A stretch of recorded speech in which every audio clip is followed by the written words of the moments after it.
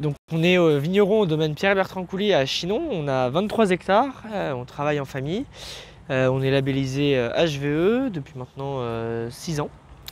Et ce qu'on préfère dire sur comment qualifier un peu notre façon de produire et notre agriculture, c'est qu'on fait de l'agroécologie et de l'agroforesterie un peu partout dans le vignoble aujourd'hui. On est sur l'appellation Chinon uniquement et on produit blanc, rouge et rosé avec du cabernet franc et du chenin blanc.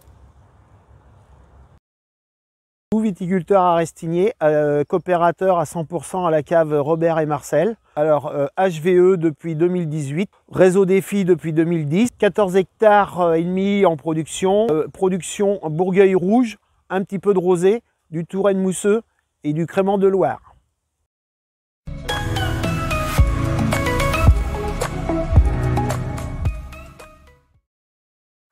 Engagement dans le réseau Défi depuis la création, c'est surtout pour échanger avec les autres sur différentes techniques et puis aller de l'avant. Et puis au départ, c'était aussi pour optidose, pour réduire les doses et en fonction de la végétation de la vigne et en fonction de la pression de maladie. De réseau d'échange pour pouvoir, comme le nom l'indique, échanger avec les autres vignerons, avoir d'autres points de vue, voir les autres techniques, ce que font les autres, parce qu'en fait, on doit toujours se remettre en question en agriculture, on n'est jamais sûr de ce qu'on fait et on ne peut pas tout essayer chez soi. Donc de voir comment les autres font, mais le côté vraiment pratique. On a beaucoup d'études aujourd'hui en France, l'INRA, il y a beaucoup d'organismes, même autres, qui font des recherches et des essais. Mais après, c'est comment on les met en place dans la vie de tous les jours d'une entreprise, comment on les met en place avec nos employés, est-ce qu'ils acceptent ou pas les nouvelles techniques, les contraintes qu'on a forcément qui arrivent et comment on les gère. Et du coup, ça, l'expérience de tout le monde, ça permet souvent de gagner du temps, d'évoluer plus rapidement chacun chez soi que si on était tous en individuel sans se parler.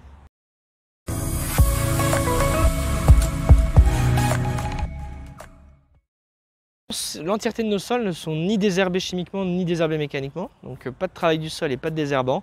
Donc pour ce faire, on a pas mal d'essais en cours. Donc aujourd'hui, l'ensemble du vignoble est tondu sous le rang et entre les rangs. Et on a pas mal d'essais en cours pour essayer de trouver les meilleures techniques pour tout au long du cycle de la vigne, donc que ce soit des essais sur les plantiers, donc on fait des essais avec du paillage, on fait des essais avec du feutre pour contenir les adventices et la concurrence et leur permettre de s'implanter le maximum possible convenablement avant de passer à de la tonte. On fait aussi des essais, on a fait aussi des essais sur des parcelles un petit peu séchantes, des parcelles avec beaucoup où la concurrence faisait un peu de mal, aussi avec du paillage, du feutre. Avec des enherbements parfois aussi choisis sous le rang, comme du trèfle ou du lotier, pour essayer de voir si avec des légumineuses on va réussir à avoir moins de concurrence pour la plante et qu'elle va quand même réussir à produire suffisamment.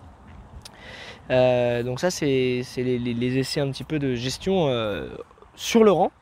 Et après on fait aussi beaucoup d'essais, mais là à plus grande échelle, vraiment à l'échelle carrément du domaine ou des parcelles, sur les gestions des couverts. Quel choix de couverts on fait, quand est-ce qu'on sème, est-ce qu'on roule, est-ce qu'on détruit, à quelle période, quel type de semences on met. Enfin, on évolue un petit peu, on est un peu plus que le stade essai, c'est-à-dire qu'on met en place, puis on voit les avantages et les inconvénients, on essaye autre chose la parcelle d'à côté ou l'année d'après.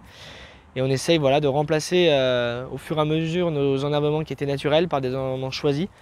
D'arrêter maintenant même d'aller vers l'arrêt de la tonte pour faire du roulage, pour avoir moins de concurrence, moins de carbone utilisé par les tracteurs et tendre de plus en plus vers cet objectif de diminuer le tracteur, de diminuer le travail du sol, de l'arrêter totalement et de toujours pas revenir en arrière et pas réutiliser les désherbants comme avant.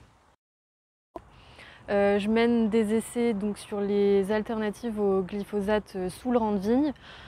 Comme alternative, on va trouver du paillage avec de la paille de blé, du paillage avec des feutres biodégradables en chanvre et en lin, et aussi du trèfle qu'on a semé sous le rang.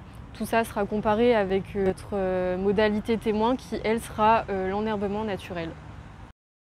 Depuis à peu près une quinzaine d'années, pour apporter de la matière organique au niveau des sols, pour les micro-organismes des sols et la biodiversité un petit peu aussi. Ça fait venir un peu les insectes. Les engrais verts, je les laisse monter à graines et je les roule au mois de mai, fin mai, pour faire un mulch sur le rang. Et c'est surtout parce que j'ai beaucoup de terre sableuse. C'était dans le but d'apporter de la matière organique. Après, allez, 2-3 hectares de terre argileuse. Sur les terres argileuses, c'est plus pour faire du décompactage, mais pour l'instant, j'ai pas trouvé tout à fait les semences qui vont dessus. Donc là, je suis plus en recherche de semences. Alors cette année, j'ai fait un essai de févrole avec du seigle et de l'avoine. Donc à voir, pour l'année prochaine, on va essayer autre chose. Autrement, sur les sols de sable gravier, c'est surtout du seigle, avoine, trèfle incarnat et un peu trèfle Alexandrie. Peut-être que je vais abandonner le trèfle d'Alexandrie et remettre plus de trèfle incarnat. Alors, les avantages des engrais verts, pour moi, c'est surtout l'histoire de le rouler au rouleau. Ça fait un mulch surtout dans les sols sable gravier, quand c'est sec. Ça maintient un petit peu la fraîcheur dès qu'il tombe un petit peu d'eau.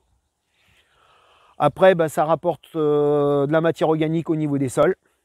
Et puis, ça fait vivre les micro-organismes, style les vers de terre, qui sont beaucoup plus présents maintenant qu'avant. Les inconvénients, il n'y en a pas de trop. Hein. Pour moi, je vois que les avantages.